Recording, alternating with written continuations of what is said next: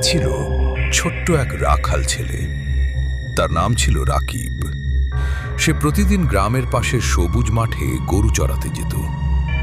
মাঠের পাশে ছিল এক পুরনো বট গাছ।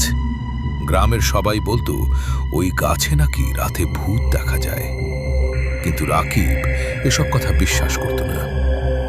একদিন সন্ধ্যা হয়ে গেলেও রাকিবের একটি গরু খুঁজে পাওয়া যাচ্ছিল না, তাই সে ভয়ে ভয়ে বট গাছের কাছে গেল। চারদিকে অন্ধকার নেমে এসেছে। বাতাসে পাতার শব্দ শুনে তার গা ছমছম করছিল। হঠাৎ সে দেখতে পেল সাদা কাপড় পরা এক লম্বা ছায়া গাছের নিচে দাঁড়িয়ে আছে। রাকিব ভয়ে কাঁপতে লাগল। ছায়াটি ধীরে ধীরে তার দিকে এগিয়ে এল। রাকিব সাহস করে জিজ্ঞেস করল, তুমি কে? তখন ছায়াটি হেসে বলল, ভয় পেও না, আমি তোমার ক্ষতি করব না।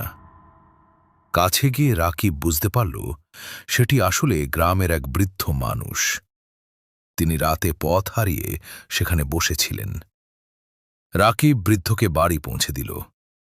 সেই দিন থেকে সে বুঝল, অন্ধবিশ্বাস নয়, সত্য যাচাই করাই সবচেয়ে গুরুত্বপূর্ণ।